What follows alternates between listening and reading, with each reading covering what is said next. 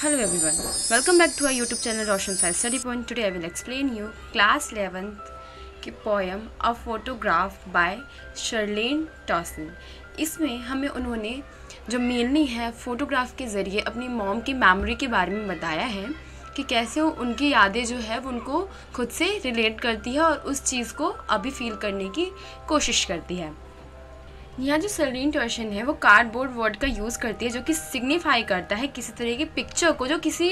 Memory को capture करके रखता है। तो हमें वो फोटोग्राफ में बताती है कि 3 गर्ल्स है जो खड़ी है बीच के पास, जो कि तीनों ने एक दूसरे का हाथ पकड़ रखा है और जो उसमें जो 3 जने हैं उसमें से एक उनकी मॉम और 2 उनकी कज़न है, और जो उनकी मॉम है वो सबसे बड़ी है, उस टाइम 12 ईयर्स की है।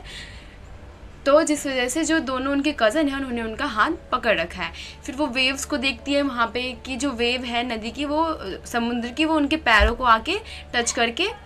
जा रही है, और वो लोग फ़ोटो को देख के स्माइल कर रहे हैं अपने अंकल के लिए जो उनकी फ़ोटो क्लिक कर रहे हैं। वो उस पिक्चर में इतनी डीपली चीज़ें बताती है कि वो बताती हैं वहाँ उनको ऐसा लगता है कि वो वेंडली डे होगा, वहाँ उस दिन हवा चल रही होगी, जिसकी वजह से जो वो तीनों बच्चे हैं उनके जो हेयर है उनके फेस पे आ रहे हैं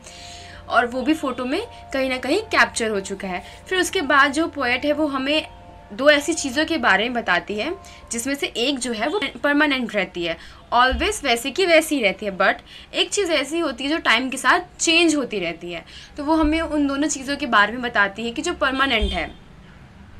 परमानेंट में वो हमें उस बीच के बारे में बताती है जहाँ पे उनकी मॉम, उनके कज़न और उनके अंकल जो थे घूमने के लिए गए थे और जहाँ पे उन्होंने ये पिक्चर क्लिक करवाई थी। वो सी वैसा ही कि वैसे का वैसा ही वो बीच जो है वहाँ पे ज़्यादा चेंजेस नहीं आए हैं, हल्के फुल्के चेंज आए हैं, लेकिन बाकी सारी चीज़ें वैसी की वैसी है। लेकिन जो समय के साथ चेंज होती रहती है, जो परमानेंट नहीं है, वो बताते हैं ह्यूमन नेचर। यह ह्यूमन जो है वो समय के साथ हमेशा चेंज होता रहता है। फिर जो है सरलीन टॉसन जो है हमें 20-30 ईयर्स लेटर की जो बातें होती है वो बताती हैं कि जब उनकी मॉम उनके साथ होती है तो वो देखती हैं, वो उसी फ़ोटोग्राफ को देख रही होती है जिसको अभी जो पोएट है वो डिस्क्राइब कर रही होती है। तो उनकी मॉम उस फोटो को देखती है तो वो बताती है कि जो बेटी और डॉली है उन्होंने कैसी ड्रेस पहन रखी है, और उसको देख के काफ़ी ज़्यादा स्माइल करती है, हंसती है और उन्हीं मेमोरीज़ को याद करने की कोशिश करती है और वापस उसी में जाने की इच्छा जाहिर करती है। बट जैसे कि वो जो उनकी फ़ोटोग्राफ है, फ़ोटोग्राफ उनके लिए यादें बन चुकी है जिसमें वो वापस से जाना चाहती हैं और उस चीज़ को याद करके वो अच्छी स्माइल करती है, अच्छा फील करती हैं।